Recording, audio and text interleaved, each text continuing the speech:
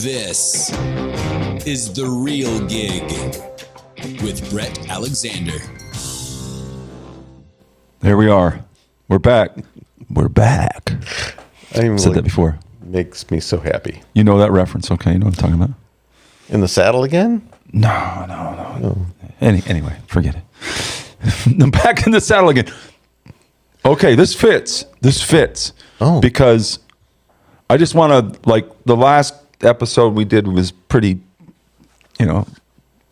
ponderous. We were kind of getting in there deeply. I want to apologize. It wasn't. No, I asked the questions. Okay. And you avoided all the questions that I asked. No, you didn't avoid them. You tangented. I invoked all the AIs. All the AIs, yeah.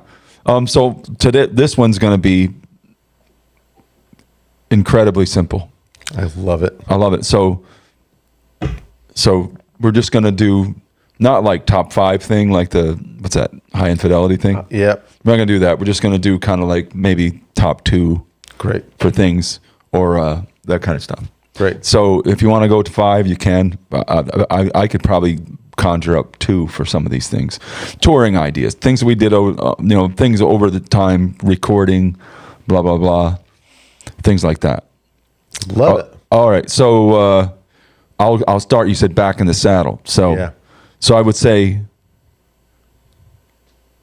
coolest beginning to a show I ever saw in my life. So I'll ask you that question, but I'll say mine first. The coolest beginning was I saw Aerosmith, and they opened up with Back in the Saddle, right? So they played it first. Da-da.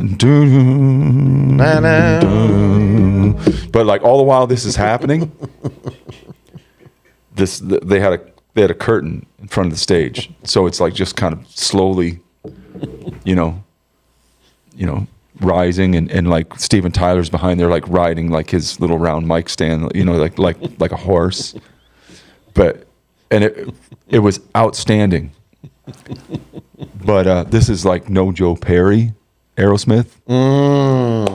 So that was the last good thing that happened in that show. Oh boy. And I have nothing but love for Steven was carrying a little. Yeah, there was not good. Yeah, but after that, it was not good. It was one of the worst shows I can say. I mean, Can remember actually hearing. No, it wasn't good. It was bad. But it was the best opening. The opening was the greatest opening ever. to a gig that I ever saw. But after that was it was short-lived. But once again, huge Aerosmith fan. Mm-hmm. I know those guys. It's just awesome. But there was a dark period. And of course, that's where I came in. Everyone knows this. Everyone knows this. So yeah, but we didn't play with Aerosmith, so that was just kind of like a random concert that I saw. Yeah. So yeah, okay. I mean, I have a good beginning. A young person memory of. So I had my formative middle school, high school years down near Harrisburg, Pennsylvania. Yeah, City Island, probably. City Island. And so there were these City Island concerts, McCool Productions. Yep. I never went City there, but Island. I heard you and Jeff both talk about those. Yep. I was probably there when he was there. Yeah, right on. Not in the same friend group. Maybe not. I don't know. I don't know where that goes. However, I did see Blue Oyster Cult. And this was like Burnin' For You record. It was right. It was like the big. How big old production. are you at this time? So I'm like, I'm 15. Really? Yeah. So like real formative rock kind of things like, what is going on? How do you do that? It's like the same as like looking at a vinyl record. How do you put the sound on that thing that it sounds so cool? Yeah. So that was my first concert. Blue Oyster Cult? Yeah. Oh my gosh. Yeah. First show I ever saw. It wasn't my first one, big concert that I ever saw. Wow. Oh man. Same tour, I think. Did they do the thing where they do like the drum solo with the strobe light, and then all of a sudden he turns into like Godzilla with the head? Yes. They do that. Like they have like this strobe light going, and then like all of a sudden the drummer's not. He's turned into Godzilla. Like Godzilla. He like leans his head back. Godzilla did show up. They do that? Yes, Godzilla did show up, as well as Jun Jun Ka, Jun Jun Ka, Jun Jun Ka, Jun Jun Ka, whatever on that record, like the Psychic Wars song, whatever. It was like in the movie Heavy Metal, the animated movie Heavy Metal. Yeah, I remember that. So, like, anyway, that era of things, yeah, it's when you're a young What's person, it called? BOC. BOC, like, so you're like, is this how the music people behave? They do, and they had like Bret, is this how the music people behave? Well, look at this. Like, I want to know, because like then there you are. You're like, I love the rock, but how do you? I don't know about hiring all the people with the drums and the Godzilla guy. I don't know what that is. But what happened to me was Blue Oyster Cult, first real show. I don't know what he's talking about, but How do you become rock guy? But see, my first experience was, this is indicative of the human condition of what I'm going to say, But the very first concert, my first concert was Binghamton, Broome County Arena. Blue Oyster Cult was the first show. Mm-hmm. I remember the show. I remember the Godzilla head with the strobe light. And I remember, like they did the Joan Crawford song. And he had like they takes his mother's razor and cuts into her palm or whatever is the one line in the song, and he has like the fake with the little trigger on it, and holds up his hand and he goes like this, and the blood runs down. Joan Crawford has risen. Yeah. Yeah, that's That's a Total Paul thing right there. Right there. Give me a synthesizer. So I'll do that. You know that song? Okay. Oh gosh. Oh yeah. There you go. I listen to that song nightly. Eric Bloom. Which Eric Bloom? People that didn't know. Yes. But see, then years later in my life, two times I played with Blue Oyster Cult. Yes. Never with the Badleys. Badleys never opened for Blue Oyster Cult. Did we? No. Never did. No, sir. But I did do it. You played 2 gigs with Blue Oyster Cult? I played once with opened up for BOC when I was playing with Mike Miz. And check this out. Rudy Zarzo on bass. Oh, Rudy Zarzo? Yeah. On bass. On bass. With Miz? No, with Blue Oyster Cult. I wasn't playing with Miz. Wouldn't that be great? Yeah. No. So he Rudy Sarzo's like on bass for BOC. Because they're all from Long Island, right? Aren't they? Yeah. That whole band? Yep. Like in Rudy as well. Yeah. Probably. Yeah. But anyway, I don't know that for a fact. I'm conjecture, but I mean, let's roll with it. Yeah. So played with them 2 different times, and that's the thing. If you knew the history of like the more cowbell skit, is like Will Ferrell's kind of like curly hair and like it was very the glasses like very Eric Bloom. Very Eric Bloom. Yeah. So it was kind of like if you knew anything, like if you didn't know anything about Blue Oyster Cult, you'd still think it was funny. It was very funny anyway. But if you knew anything about Blue Oyster Cult, yeah. That's why it was so amazing. It's so amazing. But I got a couple more items about that. But there was also like,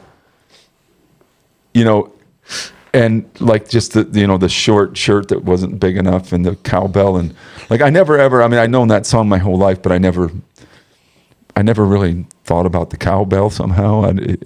But the funny part about it is that. Like Jimmy Fallon said, like Will Ferrell wrote that skit, and like he said, when I read it, I didn't think it was funny. Mm-hmm. Like Jimmy Fallon's like, I didn't get it. I didn't think it was. He said, but then he came out with that, the hairdo and the glasses and the cowbell, and he's in the guy's face, and and he said, and just lost it. It was just like it didn't to the printed page. It didn't. Right. It didn't look funny. It didn't look like it was going to be funny. It was going to be a dud. But it just was like unbelievable. But the end of the story is like BOC, Blue Oyster Cult themselves were selling more cowbell T-shirts. They did. Dude, like how much business did they do? Dude, and like Buck Dharma still lives on Long Island. He's like that's a whole thing. Yeah. It's great. I mean, it's like, and it's whole. It sticks with my theory of music. It's kind of like at some point it's not up to you. Right. what actually happens with all this music you make. Right. It's like these guys couldn't have predicted this in 10 million years. No. Yeah. But hey, you got to when the water rises, you got to go with the flow. You know what I mean? So it's like so there's Blue Oyster Cult with the question mark insignia logo. Yeah. And more cowbell. Yeah. At their shows selling it. Yep. So because it's fun and hilarious. It's great. You got it. Yep, you're already into it. Yeah, this is great. I thought it was so killer. I mean, I can't even imagine. Like, I don't know if there was legal proceedings leading up to that. Like they thought it was sort of like defamation or something. Like people wouldn't take them. Yeah, I don't know what happened in the immediate aftermath of them. Or if they were just fine with it, if it was like do they have to get authorization to do these skits about these people? I don't think so. I think they kind of fly with it and like, Lorne Michaels probably like, well, I mean, we'll deal with that, Yeah, right on. But like, so obviously is a joyful funness about it. Yeah, but like they've said that like nobody, you can cover anybody's song. Sure. But I assume pay a mechanical on it, whatever the case may be. But you can't misrepresent something that is. So somebody like Weird Al Yankovic has to get permission. You do have to get permission from Nirvana, you're going to be sued. Yeah, you're going to get a green light. Yep. Yeah. So in the case of that, there wasn't a physical product that was being sold, but there was certainly a certain amount of renown. Yeah. So I don't know how that. I don't know and a whole legally cultural, how that works. Yeah, I don't know. But they didn't resist it, and they sold the shirts. So I'm sure it all worked out. Well, I think in the end, and that's like the loveliest version of something that could happen like that. Yeah, sure. That something that comes way back around that is really never at all the intention of the thing, but gives life to the culture. You wonder, like, if they're playing like a big festival, if there's like 10,000 people out there with cowbells. They're selling cowbells. They have to be. They're selling cowbells. They have to be. They're selling cowbells with Prosecco. No, I don't know. That's that wrong culture. I was like, what would the devil have drink out of a cowbell? Like a dark lager. A dark lager. He'd drink a lager? The devil? I'm misrepresenting the devil. What would you? What would you? Flaming Sambuca. On fire.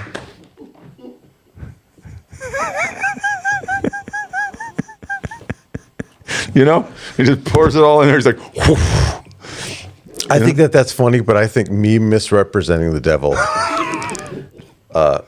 devil's wishes, his wishes to drink out of a cowbell. You mean the first word out of my mouth was Prosecco, and I think that's maybe offensive to the devil.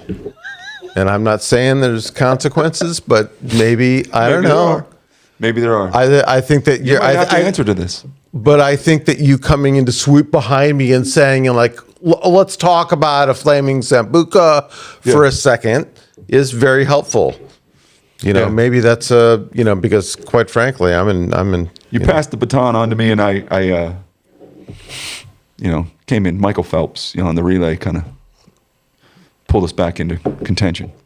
I like the Michael Phelps reference because your shoulder is so shit. That would not work. That'd be the most horrible thing ever if I was a swimmer. I mean, I can swim.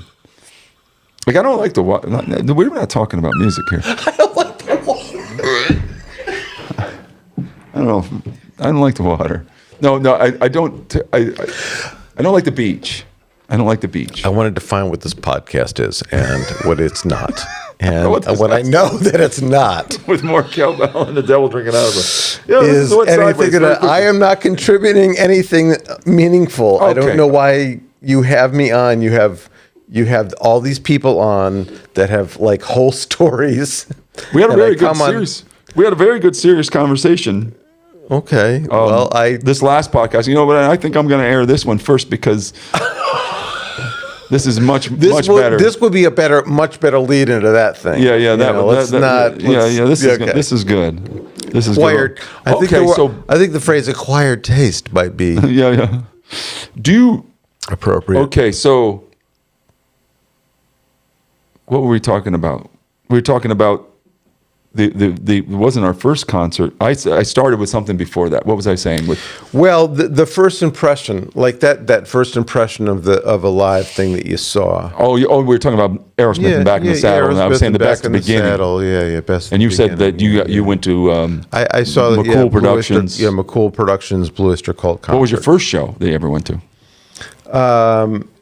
Embarrassingly, the first rock concert I ever went to, my friend Nathan Walker and I went to see Crocus with a K. Crocus at the Harrisburg Forum in Harrisburg. Worst venue for a band like Crocus, and the worst band for a person that wants to hear music. I don't like all the things were worst. Like, although the Crocus guitar player had the whole kind of Michael Schenker kind of vibe. He wanted to be kind of Michael Schenker, and then there was whammies involved, and it was very spectacular for a young male to see a rock. When I was a kid, like I had a young. So Crocus was there an opener? Yeah, it was the band. It was Hocus Pocus. No way. Hocus Pocus by Focus? Bret. By the band Focus? I'm not Hocus kidding Pocus you. by Focus? Yeah, it was. It was. Really? And I don't know why this was there, but they maybe, because this is later on in their career, because this is like, it was the early 70s. 80s. Yeah. Yeah. So like, I don't know, but I remember hearing Yeah. and I'm like, what is? It's Hocus Pocus by Focus. This is incredible. That open for Crocus. Hocus Pocus playing Focus open for Crocus. Focus played Hocus Pocus opening for Crocus. Yeah, exactly. That's your first. Exactly. That's your first experience. My first rock and roll experience was hearing Hocus Pocus by Focus open for Crocus. Right. And I think that that was maybe not indicative of maybe the path Hocus Pocus played by Focus opening for Crocus. I want you to say that 13 times fast. It's 20 past 40 till, Bret. Paul's remembering his childhood in Harrisburg, Pennsylvania. But the thing is the opener for Blue Oyster Cult at the Broome County Arena in Binghamton for my first show was a band called the Rods. I mentioned the Rods before, and the Rods and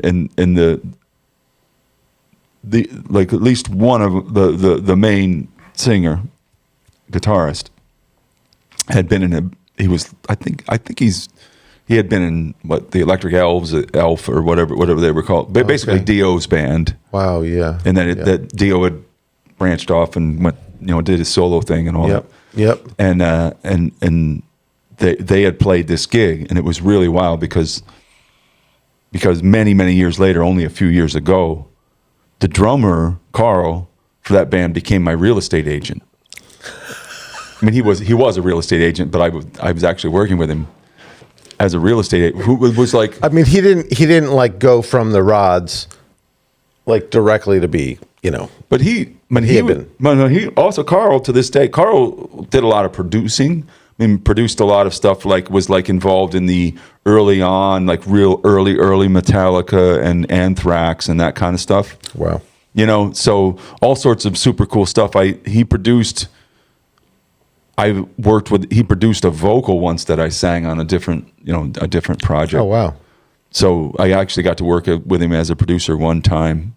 But he, I mean, he's a drummer, still plays those guys, the Rods guys. I don't know how old they are, in their 70s, but I mean, they're still tour the world. Last I checked, I haven't talked to Carl in probably close to a year. but they still tour, they still do the thing. But the thing I remember about the Rods was he came out in this sort of like pink leotard kind of thing, and was playing his guitar. He had it like 120 dB, and he's playing it with a vibrator, and he's like playing slide guitar. Is this with Dio? No, this is like the Rods. This is like the opening of their show. This is my introduction to rock and roll. This is your introduction to rock and roll. I'm trying to tell you. I'm trying to tell you. Right, this is my introduction. Huge stage, arena show. He comes whipping out, pink leotard, the V, with this vibrator on his guitar, and he's playing slide, right? And doing this thing, and I'm like, yeah, this is what I want to do. I kind of want to do that. Yeah. And they played a set. And it was cool, it was a good show, and the Blue Oyster Cult show was great, and I ended out, and that was my first experience, and I just remember the tinnitus, the ear ringing after the whole, so it was great, and my Aunt Shelley took me to Shelley took you to my first show as well. Shelley, I credit my Aunt Shelley for a lot of my musical upbringing just by pure. I mean, she was kind of the cool aunt. She was only maybe, she wasn't younger than your mom. She's not even. I don't even think she's maybe close to a decade older than me. She was. Okay. So she's really kind of like. My mother. My mom was. There was 4 sisters, and my mom was the oldest. Other 4 sisters. Okay. So, Shelley came later, so she was only like about a decade. Oh, wow. That's kind of the best. That's kind of like a storybook level kind of thing cool where aunt. The cool aunt, some that you can hang out with and actually like, take you to concerts and things like that. And she had all the cool 70s 45s. Oh, wow. Like I've told this story. I don't know if I told this on a podcast, but she had all those like really cool 70s 45s up in the closet upstairs because she was still living at home. She was she was a teenager when I became of age to start getting into music, and I used to the thing I remember most is going through all those 45s looking for ones with the apple on it, because those were Beatles records or Badfinger records. Right on. I just went looking for the apple. Right on. So great. And as soon as I found the apple, I'm like, all right, we're gonna put this on. So that was that. So all right. So that's my how'd you start getting into, first records? First records that you were getting into. Yeah, the same. I had the same 40 because we're the exact same vintage. I had the same experience with 45s because I think probably the first ones were like a Christmas present or a birthday present or something. The first 45 I ever got was Beatles Obla D. It had a red label. It didn't have the Apple label. It had a different label on it. Maybe it was from one of those. It was like from Greatest Hits records. Greatest Hits or something like that, and it was kind of printed just like Beatles Obla D, and that was my first 45. I did become obsessed with that, and I actually have that in my basement currently. I have the old box of 45s that I would go up or freaking ride my bike to the mall, which would in Harrisburg, in the suburb was like an open mall thing. You just go to Boscov's and you go to the record store, and Meatloaf 2 out of 3 Ain't Bad's playing on the radio and like all that kind of stuff in your. Did they have like the little like luncheonette kind of place in the Boscov in Harrisburg? They had that. Oh yeah. Kelly talks about. Yeah. Yeah, like Wilkes-Barre, they always talk about going in there with their grandparents and having lunch. Yeah, it was like a whole culture. Like but it was like an outdoor strip mall kind of thing. Yeah. That's cool. Yeah, so like we'd ride our bikes up and do that. And when you're obsessed with music, you're just or like want to know about like what is this thing. And then you start getting into it with in-instruments. Oh man, it's a whole other obsession. But that first initial thing is that 45-bit for us in our vintage. My mother at one point opened a record store. What? Yeah. Say what? Checked it. Yeah, she had a record store in my hometown, which, you know, there weren't many people there who bought records. But yeah, she had a record store. And it was like, but the funny story is, as far as getting into buying records, was before, you know, you go to Kmart or something, you know, someplace like that. Mm-hmm. This is before she had a record store, and I started wanting to have records. And I saw, like, you know, Kiss, like Destroyer or Dress to Kill or one of those albums. Yes. And I saw the albums and I wanted them. Yes. But the problem was, this was before I got my first record. So maybe a Kiss record might have been my first album. Right. But the problem is that I didn't know that the logo said Kiss. You know, just looking at it. So I thought it said K177. Right? So I sent my mom looking for this band, you know, like, because I saw it in the bins, you know, and I thought it said K17, you know, because that's the S's, you know. Right. So I sent her looking for K177. She, like, went to 10 stores or something. She couldn't get it. She couldn't find it. She's asking all the clerks, you know. Oh, and man, like, your first record could have been Kiss. But it wasn't. But the first records that I had were actually better than that. Right. You know, were better choices. I mean, for me, you know, like, so my first records were, I got 3. I got Objectively, two live Beatles records. One was live at the Hollywood Bowl. The other one was live at the Cavern Club. So and the third album was Rumors, Blue Mac. Oh, wow. So I had all 3 of those were my first albums, but, like, probably had I understood the Kiss logo a little better, I would have gotten, you know, Destroyer or something like that. K177. This is an entirely different discussion about timelines, decisions, and happenstance. Yeah. But that's really, really lovely because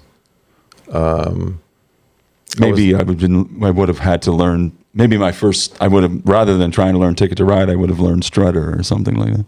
If you would have learned Strutter, could have set things off in a different. Look, if your vocabulary was Strutter, yeah, walking into the, you know, my upbringing, like Strutter with like John Prine lyrics.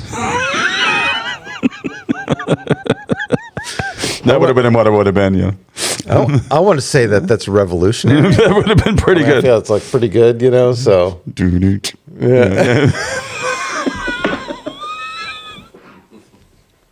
All right, so you know, like we're lowbrow on this one. So like, what's the like worst show? Oh man, I think there's been a bunch of them, and I think one that sticks out to me was actually just one that I opened up for a band when I was in college, and I had my good friend Trisha Whiteman, may she rest in peace, was this drummer of this band. And I was kind of in her sphere for just a little bit. We opened up at what's the metal club in York, Pennsylvania? Swizzles? Like Swizzles. Was that it?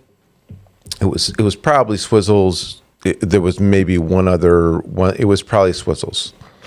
And we opened up for I think it was the Dead End Kids from New Jersey. And this would have been like the revamp of Dead End Kids or something, because that was like was it? Because like, well, yeah, because like KIDZ, bro, yeah, the Dead End Kids coming at you, coming in with a Z for Zigger. No, the Dead End Kids were like Kicks era. They were, you know, this like Cherry Hill, New Jersey, I want to say, almost, right? All right. So we opened up for this band, and like I just remember being like the terrifying, like trying to play like an Ozzy cover or something like that on a guitar, and the crowd expectation for this, like, you know, this like hard rock band coming up, and you know, and then we get off stage and like. It was just like the loudest, most freaking horrible rat, and by rat I mean guitar pedal rat rat Rat and overdrive. rat overdrive infested loudness that wasn't exactly cool. And it's not it's not cultural based. It just wasn't a good version of that culture. And I was just like, man, I am out of my element. I don't know what I'm doing, man. Now that you said it, my first experience ever as an opener, I didn't even play. I had a band in college, and we were supposed to open for the Smithereens, right? Which would have been a great one because I'm like a fan. But the Smithereens had been playing wherever within a couple of hours. You know what I mean? And from the night before, and they showed up hungover, like super late. You know what I mean? Like to like sound check, and they were playing on a flat bed out at Bucknell University. Oh my word! And they were all wasted, and like they showed up super late, and they had like they had an opener they were traveling with, so we were going to be like the first. We're going up there and do our thing. Yeah. And they showed up too late, so they cut us. Because they didn't have enough time to get their own shit together, right, and have us still play because they showed up so late.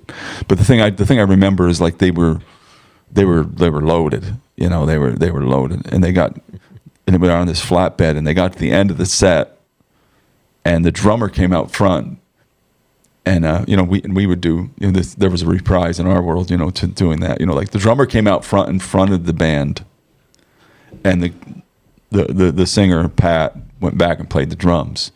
And they did some song about White Castle hamburgers, right? There was a song. This is a song about White Castle hamburgers, and then the drummer, who was now a singer, fell off the stage and threw up, and that was the end of the show.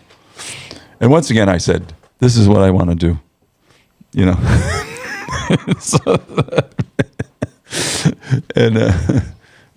that's awesome. That was the end of it.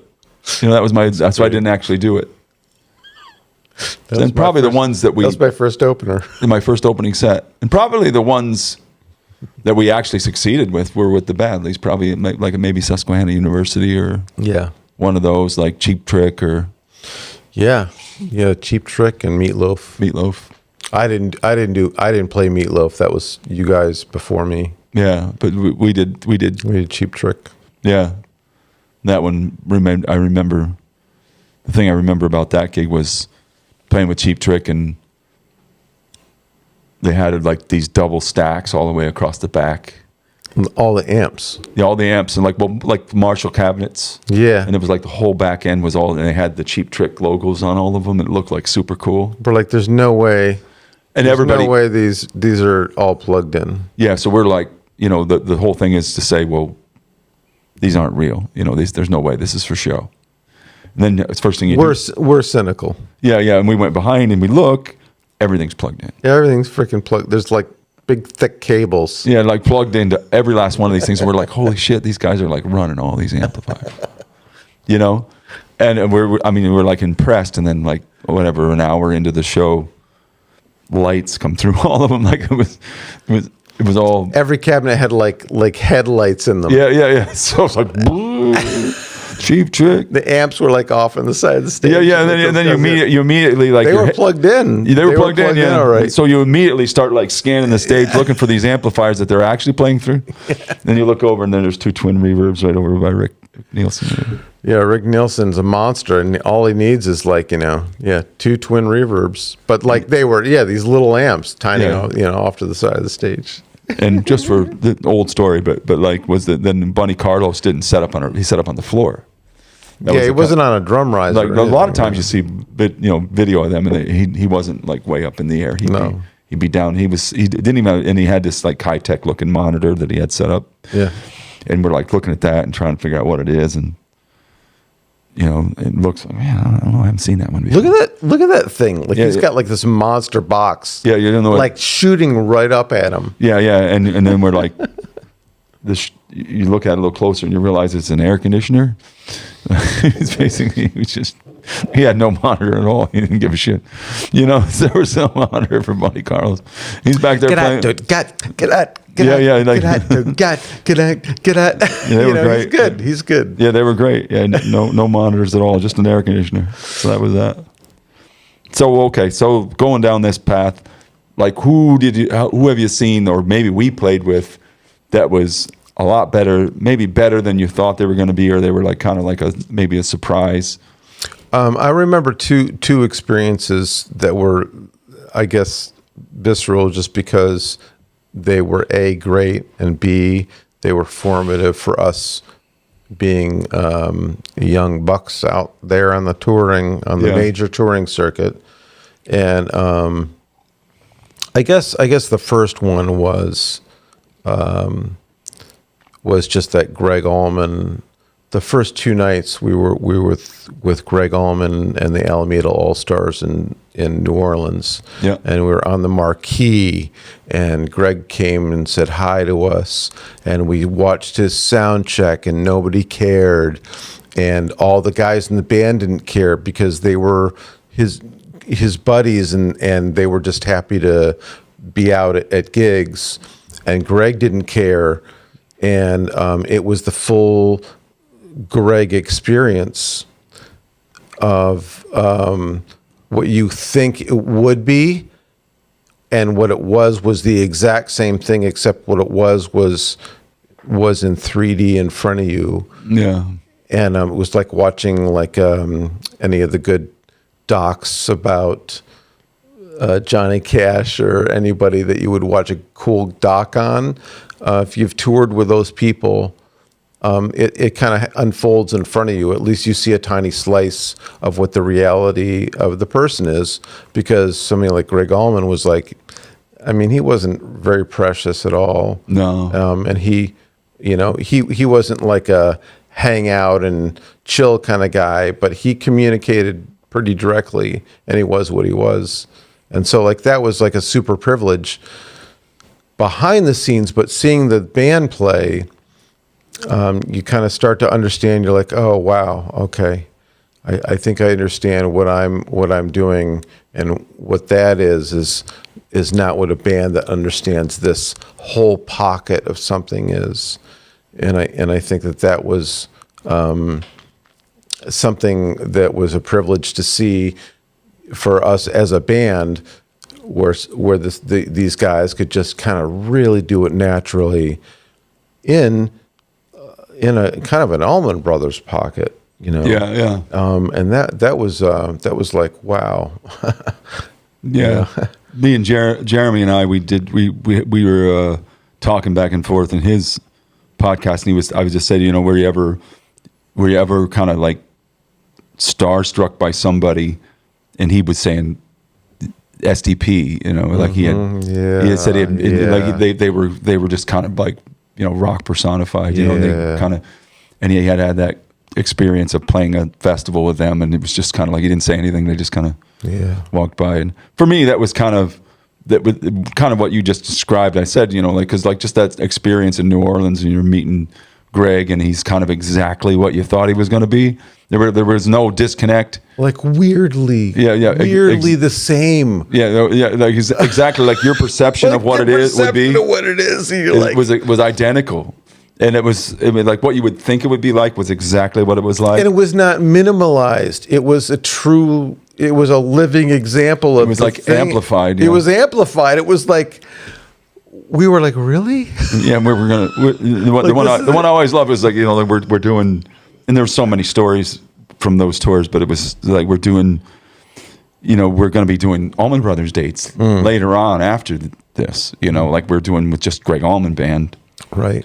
And like Greg like pulls us aside and he's like, don't fuck with Dickie when he's drunk. He'll kill you. It's like a classic.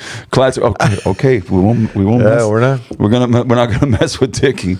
Yes, Mr. Greg, sir. And he was like absolutely serious. He's like, do not do this. Do not do it. You will die. So all right. Okay. Cool. And I got you, sir. okay, yeah, yes, sir. We will not do that.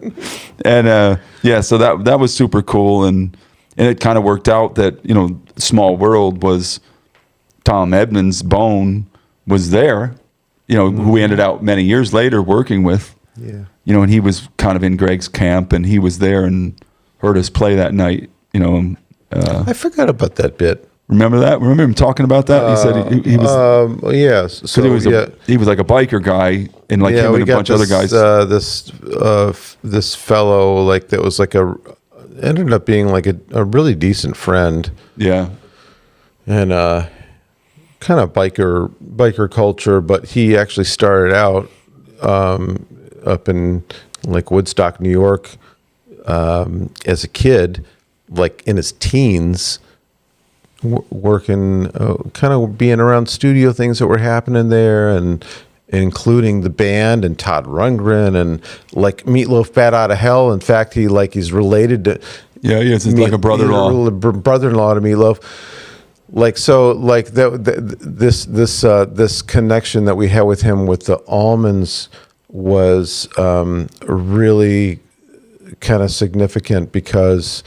He knew exactly what that thing was. Yeah. Tom Edmonds, if you want to look him Edmonds, up. Bone. Everybody calls him Bone. But he, Tom was a great dude, but he had amazing stories, and it was kind of like some of these stories he would tell would be like, you'd swear that they were, they have to be false, and then they would always turn out to be true. You'd get along the way, something would come up and you get confirmation on some of these tales. There was this. We work with this, and I just actually met this gentleman's son here this past summer. Came in a camp at the recording studio. Ryan's son came in here. Ryan McCormick? Ryan McCormick's son was here. That was our intro to Bone. Yep. And so we have this friend, Ryan McCormick, who brought in a producer for Ryan's project. And Ryan's he was around State College, Pennsylvania, right in smack dab in the middle of Pennsylvania. And this guy, Bone, shows up, and he's a guy who's been around the music business quite a bit, and sound and recording, but he's Lenny Kravitz's sound man for, at that point, 12 years. Yeah, and had been there at the beginning of Lenny Kravitz, and it's so you're kind of talking stories like that, and this one time we're just getting used to having somebody around that tells stories like Bone tells stories. Yeah, and he's talking about this thing about being in Woodstock at Bearsville Studios, which. We recorded at Bearsville Studios to work on the Up There Down Here record. We recorded a bunch of stuff there. We understood where it was.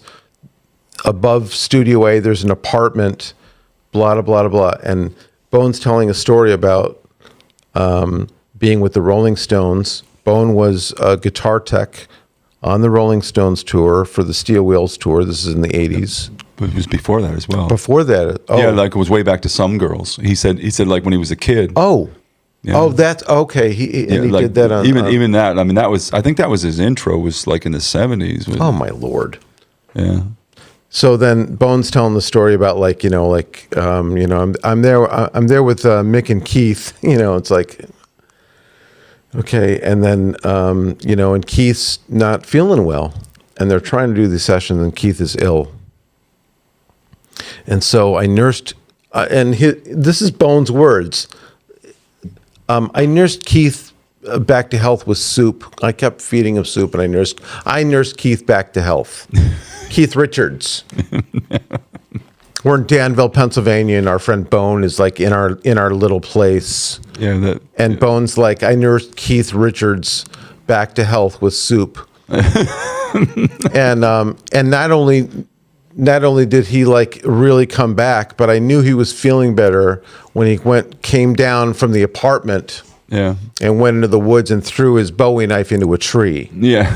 That was like, And so, like, that's the story we're, like, hearing from Bone, like, you know, hanging out. yeah. And musicians and blah, blah, blah, blah, blah, blah, and stories, blah, blah, blah, blah. And so, like, there's, like, a period of time that goes by, and we don't see Bone. And you bring Keith Richards' autobiography. Yeah, I can't remember which book it was, but it was one of the really good ones. Came in into the studio, and you're like, hey. Yeah. Hey, like, in the middle of this book, like, there's this thing about during this period of the Steel Wheels tour. Yeah. And Keith's talking about not feeling well and being close to death. Yeah. And how, like, his buddy Tommy nurses him back with soup. And how he felt better when he went out and he threw a Bowie knife into a tree. In Keith's memoir. Yeah. And you showed this to me. I'm like, no kidding. Yeah, this is actually real. That's a whole thing. Yeah, it was actually no, because you think these things are bullshit, you know, like when you're hearing him, like, no way, you know. But yeah, his stories were on, you know, there were lots of them. It's really, really hilarious and beautiful and tragic and all the stuff all at the same time. But, like, dude was there with a lot of the stuff. Yeah, a lot of the great things, yep. a lot of the great stuff over time. Yep. You know, all the Lenny Kravitz things and the Cult. The Cult. Yep. And yeah, just but he was like I said, for a producer, I learned a lot from Bone. I mean, Bone was. He was another one of those guys, and I'll bring this up again. I brought it up before. It was kind of like you're watching him, and it's like I don't really feel like I'm watching him do anything. Right. You know, he's just kind of, you know, there'd be times kind of like you'd be struggling with something, and he's like, yeah, you know, I'm gonna go get some lunch. You know, I'll be back. You know, and just let you work it out and take an hour and a half or something, and he'd come back and you had it worked out, and then you record. He's like, you know, just never ever appeared like he was working very hard. It was just kind of, I mean, just that level of experience when you know you're kind of beating your head, you got to step aside or you got to surrender. You know, whatever like it is. Is it on a track kind of a thing, or is the person that you're working with? Do they even understand what you're trying to do? Yeah. Can they even grasp that? So I think that's actually it's kind of admirable.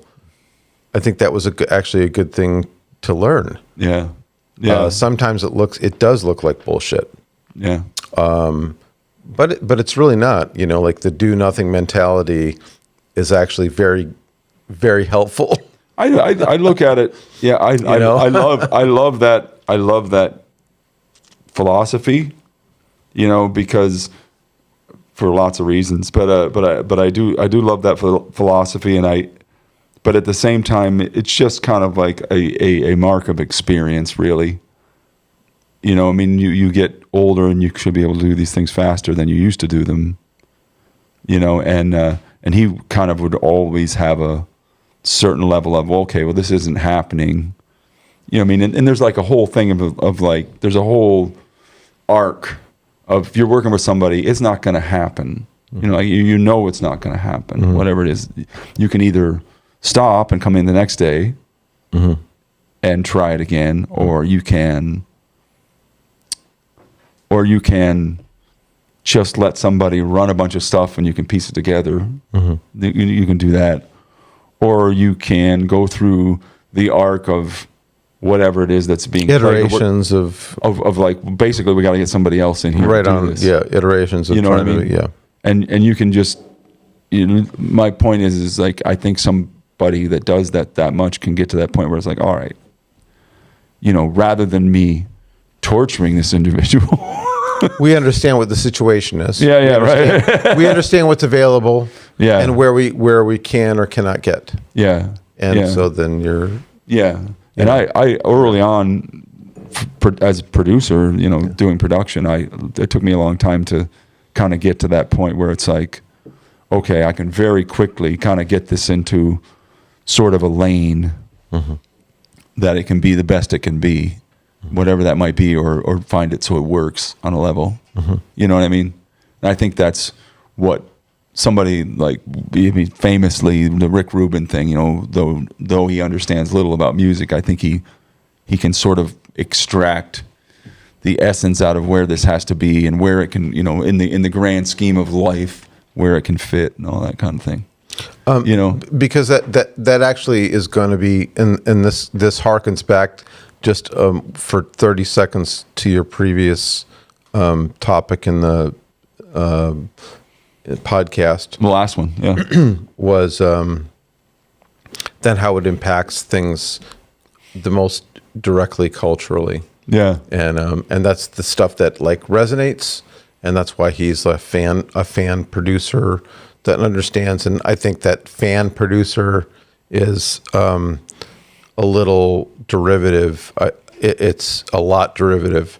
He's a tastemaker, and so tastemakers understand multiple things, including the music resonance, including the cultural resonance, including the direct message, including all these things, and I think that's always going to be relevant. It's going to be relevant moving forward. Yeah, you know, there's going to be lots of new types of tastemakers. I think that's what's good about the democratization of this thing, regardless or irregardless of the a power like Spotify doing X to the industry or making X dollars off of the backs of blah blah blah. That's a whole conversation. But the doing of it is wonderful. Yeah, it's way easier. Yes. I mean, it's way the barriers of entry are down. You know, I mean, that's the good and the bad. It's kind of like, well, there's not like there's no filters. You're coming up to the gate. You're coming up to the gate, and you want to get into this. And like my thing is, you want to get into the big pool. You know, and there used to be all these, you know, whatever to get through these gatekeepers. These barriers of entry were maybe not your taste, but they were a taste for that big system. Yeah. And so the system is, there's no system. The system is just open season on all art. You can put everything out there. Right.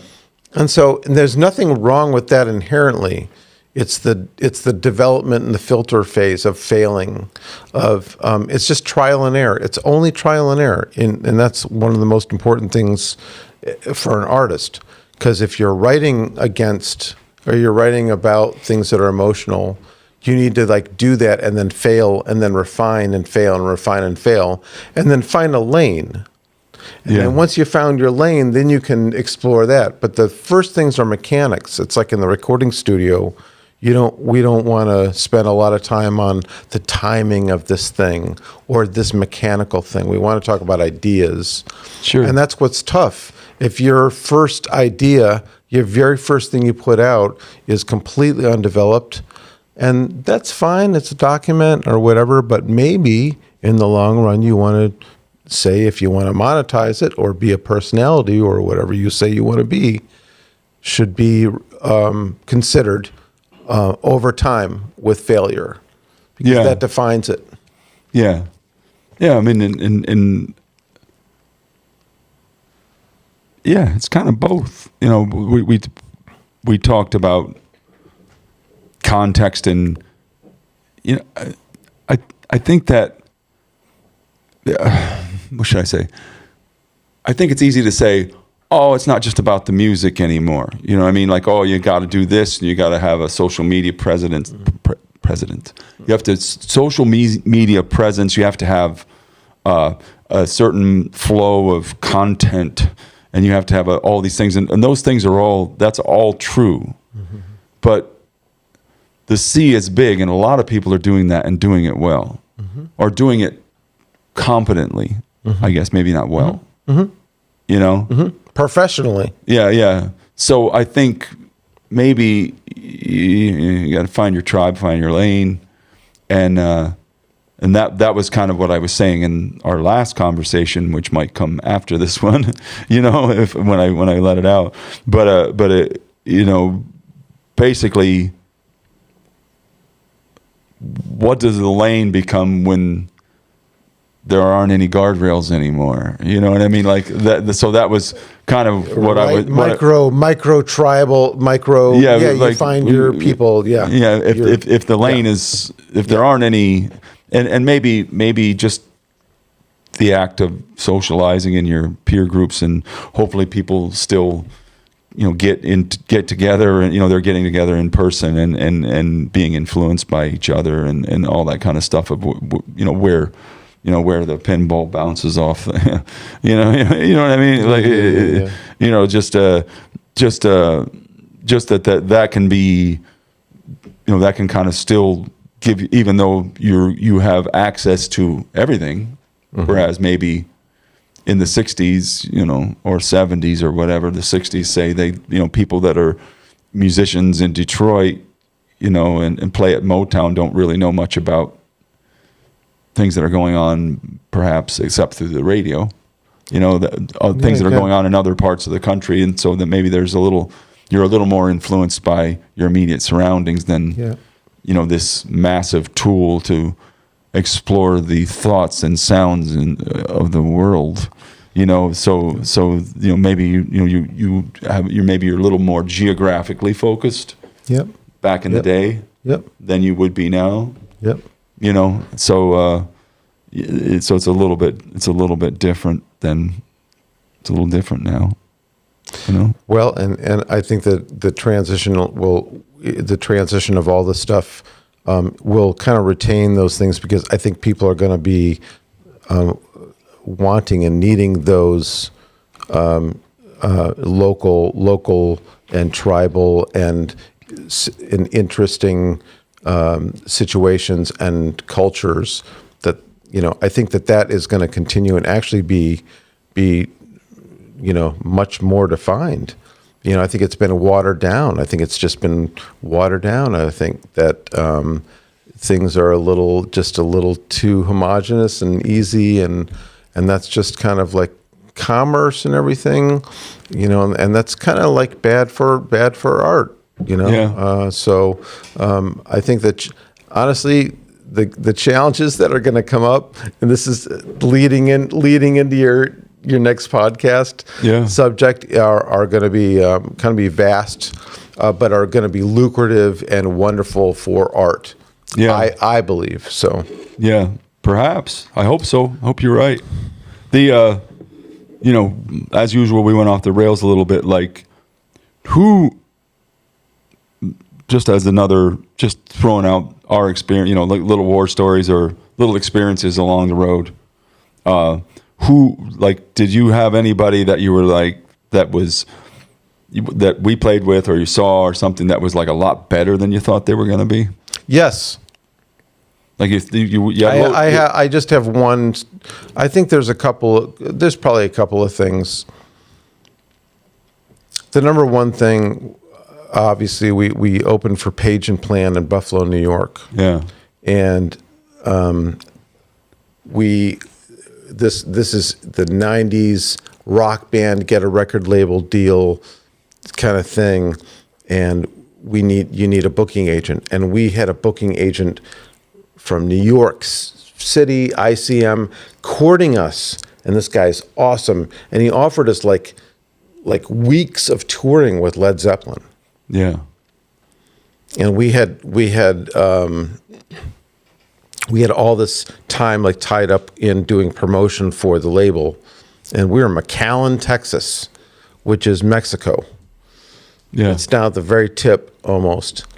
And so we got one gig with Page and Plant. We played in Buffalo, New York, and everybody came out, and the label came out, and all our wives and girlfriends, and everybody came out. And we're like, what is this going to be like? And before the lead up was actually kind of spectacular, because there was a guy that showed up that had this amazing tuning system for Les Paul for Jimmy Page. He was showing Jimmy Page's guitar tech. And Jimmy Page's guitar tech was showing us Jimmy Page's guitars in the cases, like the actual, SG Gibson SG double neck, like everything was there. And we're like, okay, this is wild. Like, what is this going to be? It ended up being like, we were out, I think that I remember a story about Gwen Stefani talking about like No Doubt opening for U2. And it was in the U2 era of that kind of love, like kind of walkway around whatever that. Like the Lemon Tour kind of that era?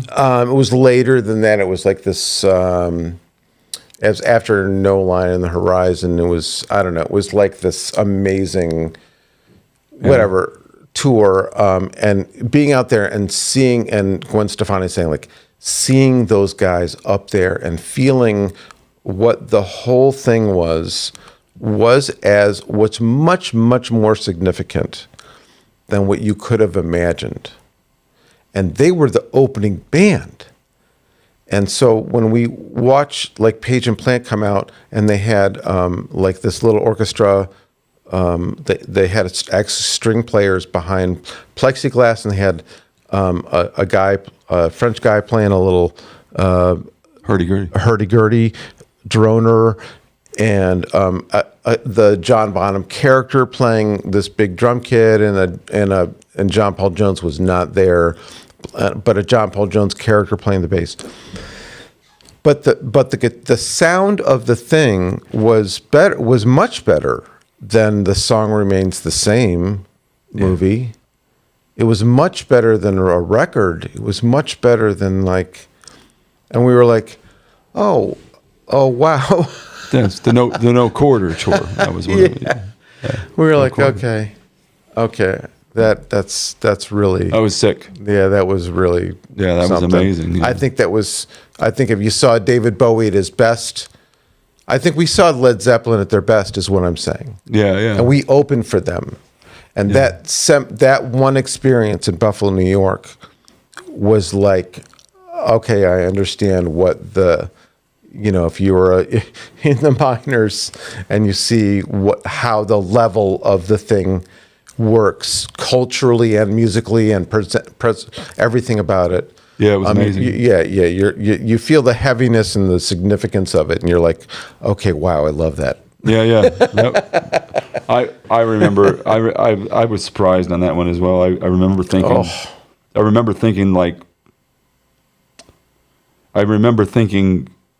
that they were going to phone it in. Yes. You know what I mean? What are they going to do? Yeah, what are they going to do? And it was that all that stuff was all rearranged, and it was insane. And even this is in the mid '90s. It sounded amazing in this arena. Yeah, it was an old Buffalo arena. It was an old hockey. It was a hockey arena. Old play show. We played the LA Forum. Yeah. I just got a text from my friend Trace. He's doing Bush, I think. They just were in the old LA Forum. Really? I don't know what that name is. Yeah. And he's like, this place is a shithole. I'm like, we played the LA Forum with Bob Seger. Yeah. That was my second one. Was Bob Seger. Was it Bob Seger when he was 30? No. But the entire thing was Bob Seger with these wonderful, players from his original band. # Alto Reed on the sax. Yeah. But like all this kind of stuff was like, the level of doing this is impressive. Yeah. That's insanity, man. That I remember Bob Seger. The thing I remember about Bob Seger was just like, I mean, it's just the classic thing of like hit. Yeah. Hit. It was just like the songs just kept coming. It was like all the songs. Holy crap! All the songs. They're all like TV commercials. Yeah. It was just like, oh my god. Yeah. Oh my god. Yep. And it was that in and of itself was just, this was like so impressive. Yeah. on another note, well, this wasn't with the Badleys, but me one time went on another sort of left turn was like somebody that really impressed me once that I played with when I was playing with Mike Miz once again. Is we played with Southside Johnny. Oh wow! And this was at a theater show, and it was I once again thought he would be phoning it in, and he would just kind of be this, guy that would come out there and stand there, and it was sick.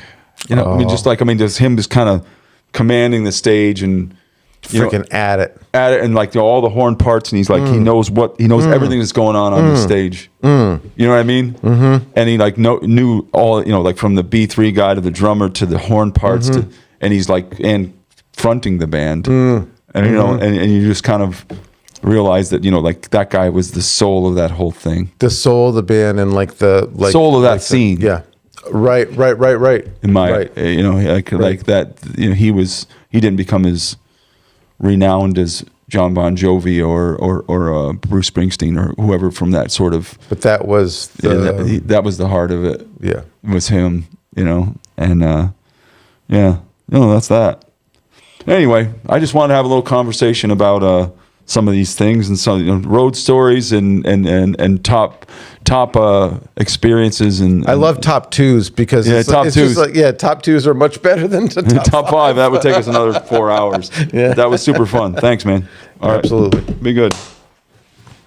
This podcast was produced by Stone State Entertainment.